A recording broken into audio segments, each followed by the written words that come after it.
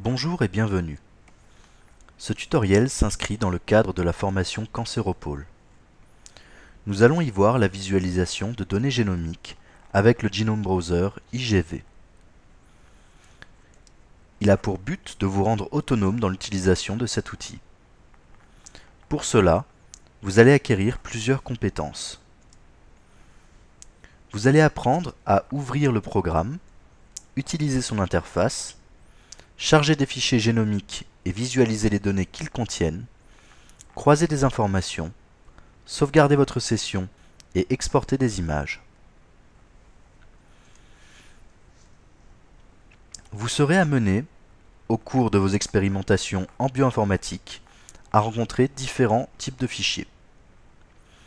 Des fichiers BAM collectant les rides mappées, résultats d'une étape d'alignement des rides en sortie du séquenceur contre un génome de référence, des fichiers BED, WIG, BEDGraph ou encore BroadPeak ou NarrowPeak qui peuvent représenter des résultats, par exemple, du peak calling lors d'une expérience de chipsec, des fichiers de variants tels que les fichiers VCF ou encore des fichiers de segmentation tels que les fichiers CBS, représentant la segmentation d'un profil dans une expérience de CGH.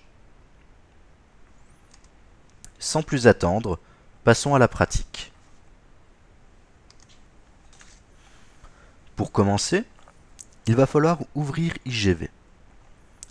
Pour cela, recherchez IGV sur un moteur de recherche tel que Google. Cliquez alors sur le premier lien, puis sur Download dans le menu à gauche. Vous tombez alors sur une page vous demandant de vous enregistrer. Cliquez ici pour le faire. Après avoir entré votre nom, votre adresse email, ainsi que le nom de l'organisation à laquelle vous êtes affilié, cliquez sur Agree. Nous n'allons pas effectuer cette étape car je suis déjà enregistré. Si vous êtes enregistré, tapez votre adresse email dans le champ indiqué.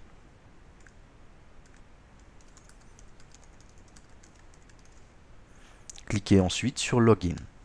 La page de téléchargement s'ouvre alors. Trois options vous sont présentées.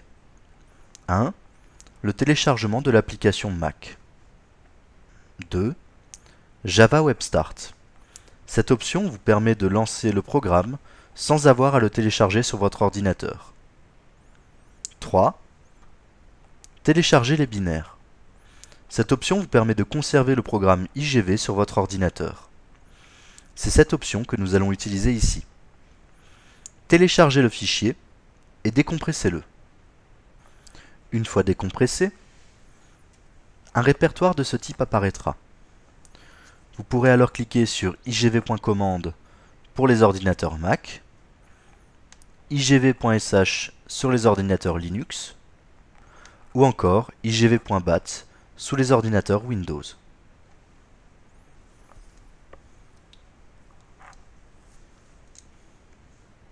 Je vais commencer par vous présenter l'interface. En haut se trouve une barre d'application décrivant les grandes fonctions. Juste en dessous, une barre d'outils avec à gauche une zone référentielle vous permettant de choisir votre génome de référence, une zone de recherche, puis une barre d'action comprenant une échelle de zoom. En dessous de cette barre d'outils, vous est affichée une vue pangénomique, puis une zone de visualisation. Vous pouvez constater que cette zone de visualisation contient d'ores et déjà une piste, RefSeq-Genes. Cette piste contient la notation des gènes. Les recherches peuvent être effectuées selon deux modalités. Par coordonnées génomiques, sous la forme chromosome, coordonnées de début de la zone, coordonnées de fin de la zone, ou encore par gene symbol. Au cours de ce tutoriel, nous allons voir des données provenant de trois grands designs: chipsec avec résultat du peak calling, RNAsec avec deux conditions, et exome avec résultat du variant calling et données de segmentation CGH. Commençons par le chipsec. Nous allons charger deux types de fichiers. Deux fichiers BAM, un pour l'input, l'autre pour le treatment, un fichier WIG représentant le signal, et un fichier NarrowPeaks représentant les résultats du peak calling. Pour ce faire, allons dans la barre d'application, cliquons sur File, Load from File. Sélectionnez le bon répertoire, puis chargez vos fichiers.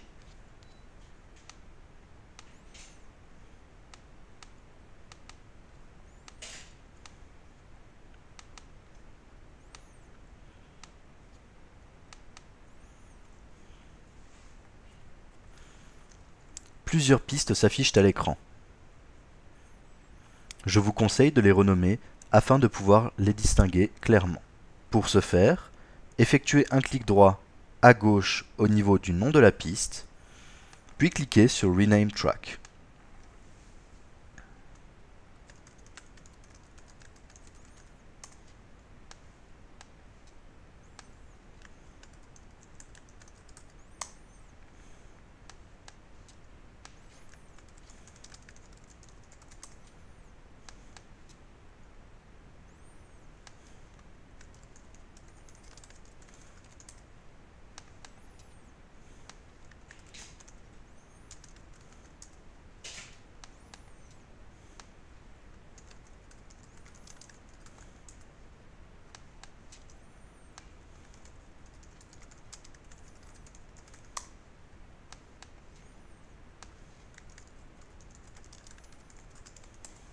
Vous pouvez également changer l'ordre d'affichage des pistes en les sélectionnant et en les faisant glisser en haut ou en bas.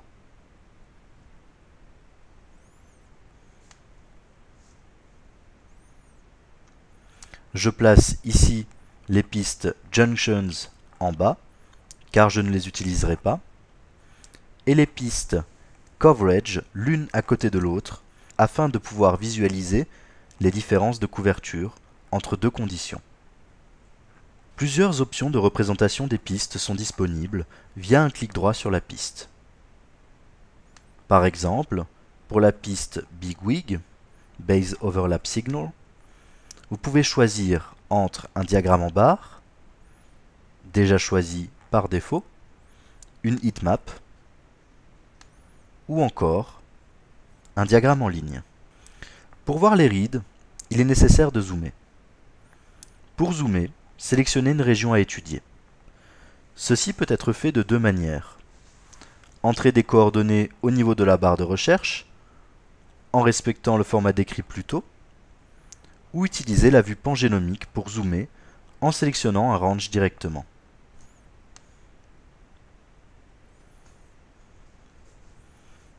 Vous pouvez voir ici, dans la piste RefSec Genes, que plusieurs gènes existent dans la zone sélectionnée. Les exons sont symbolisés par des carrés pleins, les introns par des lignes couvertes de chevrons. Zoomons plus avant afin de voir les reads.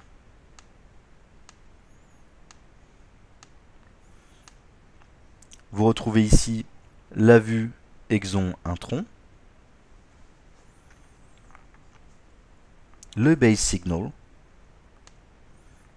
et le résultat du peak calling représentant chaque pic.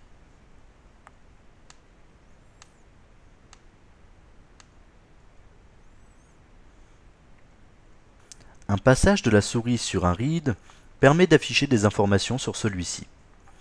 Vous pouvez ainsi vérifier la qualité du mapping, mapping quality, ici 37, la qualité d'une base, base thread quality, ici 34, ou encore le cigar string, ici 36M. Vous pouvez désactiver l'affichage automatique de ces informations en cliquant sur la bulle jaune au niveau de la zone d'action.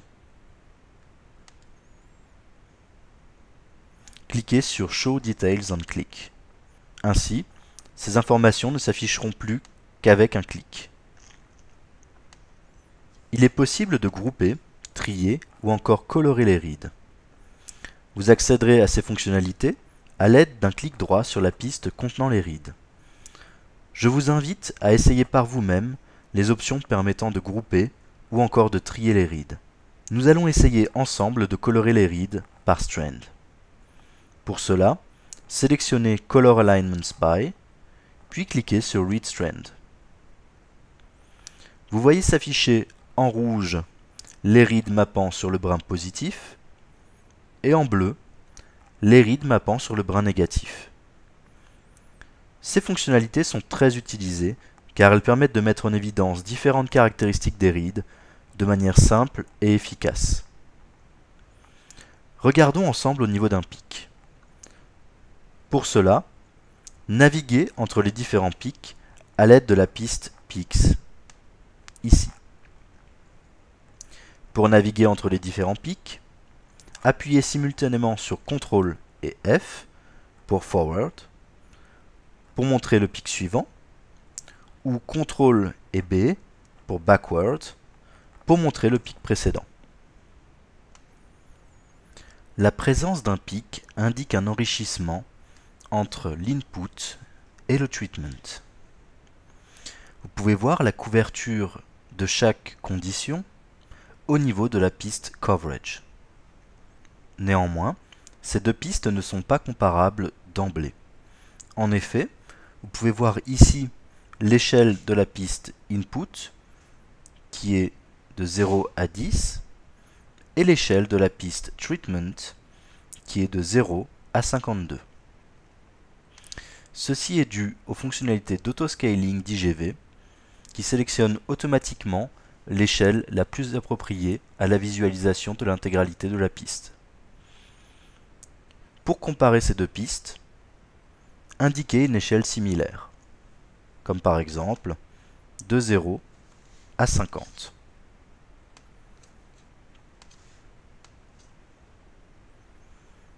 Pour changer l'échelle, effectuez un clic droit sur la condition sur laquelle vous souhaitez changer l'échelle, puis cliquez sur Set Data Range.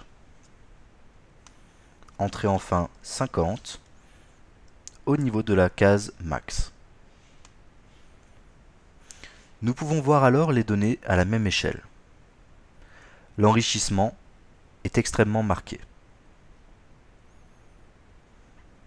Comme vous pouvez le voir, dans la condition Treatment, nous avons parfois plus de 50 reads à une position où l'on ne compte qu'un seul read au niveau de l'input. C'est cet enrichissement qui est détecté par le logiciel de Peak Calling. Nous pouvons à présent sauvegarder notre session. Ceci nous permettra, à condition de garder les données au même endroit, de reprendre une visualisation. Pour sauvegarder la session, cliquez sur File, Save Session. Entrez le nom de votre session, puis cliquez sur Enregistrer. Afin de passer à la visualisation des données RNA-seq, nous allons effacer les pistes ajoutées lors de la visualisation du chip-seq. Pour effacer une piste, sélectionnez-la, puis effectuez un clic droit, Remove Track.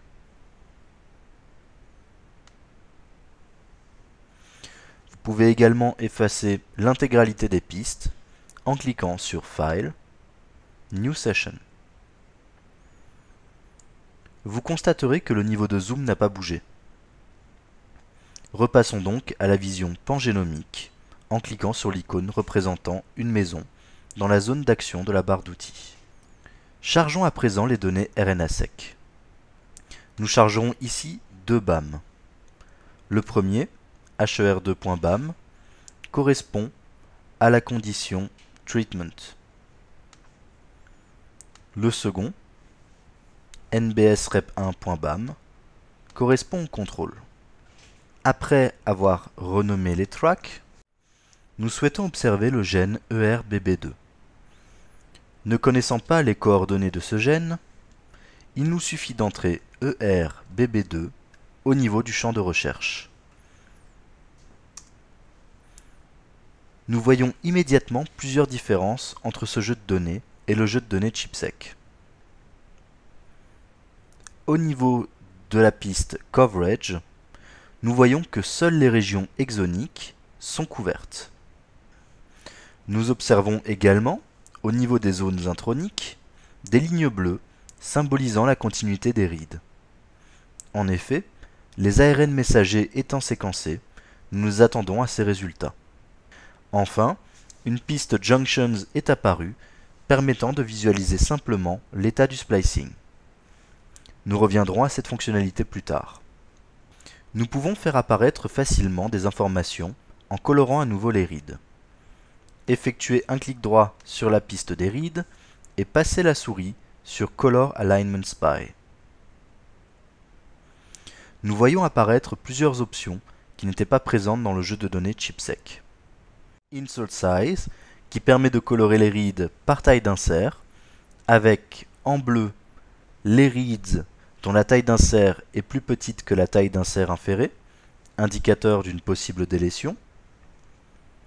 En rouge, les reads dont la taille d'insert est plus grande que la taille inférée, indicateur d'une possible insertion.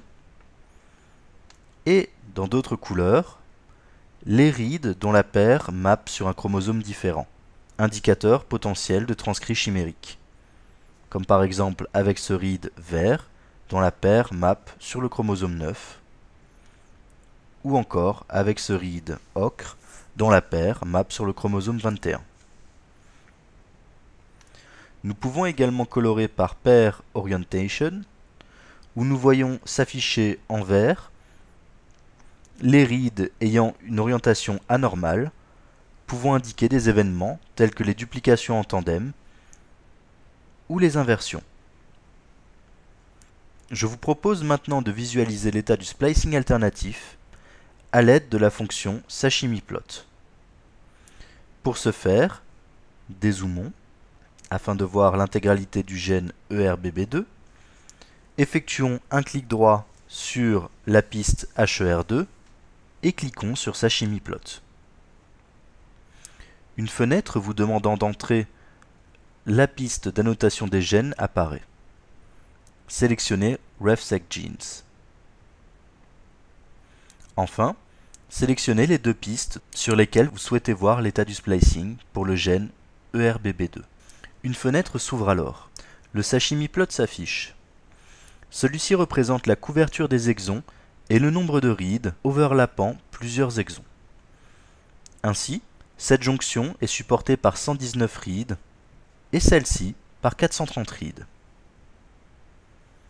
Les reads marqués en bas mappent sur le brin négatif, les reads mappés en haut sur le brin positif. Vous pouvez accéder à des options de visualisation et d'export en effectuant un clic droit sur l'image. Ainsi, changeons la couleur du sashimi-plot et exportons l'image.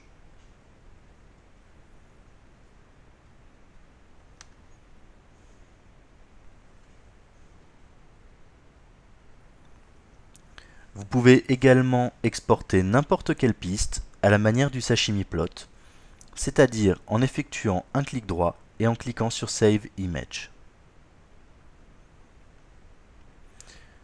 Je vous recommande d'essayer par vous-même de modifier les différentes options. Passons maintenant à l'analyse d'exome.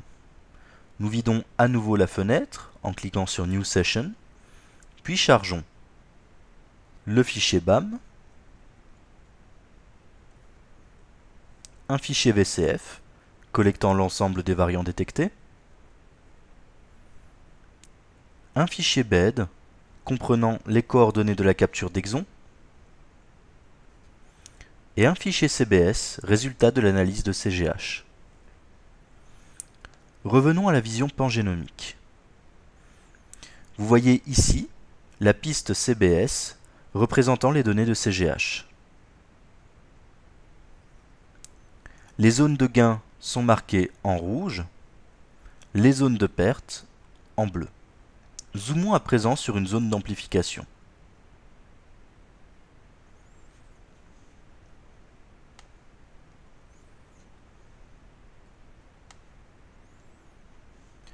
plusieurs choses nous apparaissent. Dans la piste CBS, nous voyons un log ratio supérieur à 2. Ceci dénote une amplification. Dans la piste bed, au-dessus, nous voyons plusieurs éléments. Ceci nous montre que la zone a été séquencée au niveau de plusieurs exons. Dans la piste VCF, encore au-dessus, nous voyons un trait rouge symbolisant un variant. Un passage de la souris sur le variant permet d'en préciser la qualité, ici 96,28, ou encore le génotype, ici homozygote pour le variant. Allons regarder les reads. Pour ce faire, zoomons, tout en restant centré sur le variant. Nous pouvons voir ici que les nucléotides différents de la référence sont affichés sur le read. Vous pouvez voir que les autres nucléotides ne sont pas affichés. Si vous souhaitez les afficher tout de même, un simple clic droit et un clic sur Show All Bases vous permettra de le faire. Vous reviendrez à la vue originale en cliquant sur Show Mismatch Bases.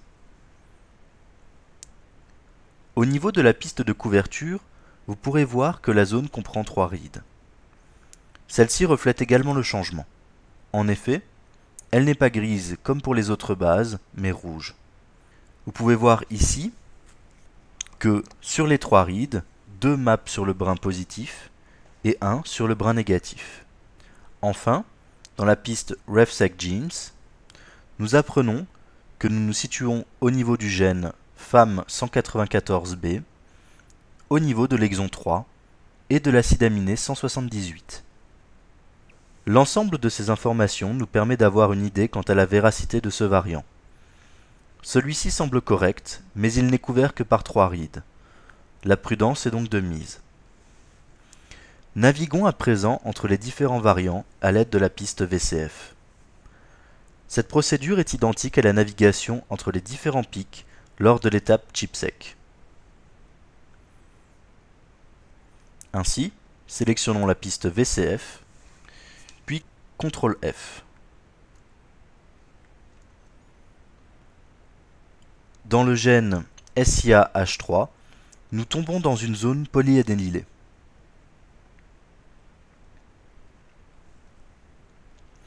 De telles zones sont réputées poser problème lors du séquençage. Les lignes continues noires symbolisent les délétions, les chevrons violets, les insertions. Ainsi, nous voyons des insertions de 1 à 2 bases et des délétions de 1 à 3 bases. La présence à la fois d'insertions et de délétions de tailles diverses à une même position nous fait penser à un faux positif. Vous pourrez également mettre en évidence d'autres indicateurs de faux positifs à l'aide des fonctions de tri et de coloration d'IGV. Par exemple, le Strunt Bias peut être facilement repéré en effectuant un clic droit sur le nom de la piste et en cliquant sur Color Alignments by Read Strand. Vous verrez alors directement les zones comportant un déséquilibre en read rouge et en read bleu. La piste Coverage vous permettra d'avoir plus d'informations. Pour ce read, et à ce niveau, nous voyons que l'allèle de référence, A, est supporté par 54 reads mappant sur le brin positif et 22 reads mappant sur le brin négatif. En revanche, l'allèle alternatif, C, comporte un seul read mappant sur le brin positif et 109 reads mappant sur le brin négatif. Des différences de proportion entre ces deux groupes composent le Strunt Bias. IGV offre une fonction vous permettant de voir en même temps plusieurs gènes. Pour ce faire, cliquez sur Regions, Gene Lists. Sélectionnez un groupe, puis une liste d'intérêt, comme par exemple P53 Signaling. Cliquez ensuite sur View. L'écran est alors divisé en plusieurs parties et vous pouvez voir d'un simple coup d'œil la couverture de ces gènes ou encore la présence de variants. Il est possible de définir vos propres listes de gènes dans la fenêtre précédente. Cliquez sur New, donnez un nom à votre liste, une description, et entrez une liste de gènes ou des ranges chromosomiques. Cliquez ensuite sur OK. Votre liste apparaîtra dans le groupe My Lists. Cliquez alors sur celle-ci, puis sur View.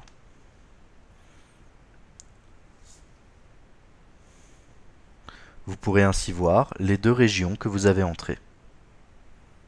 Pour finir ce tutoriel, chargeons à nouveau la session ChIP-seq.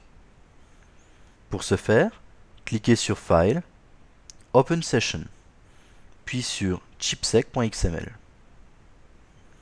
Confirmez à IGV que vous souhaitez charger cette session. Nous voyons apparaître la session ChIP-seq telle qu'elle avait été enregistrée.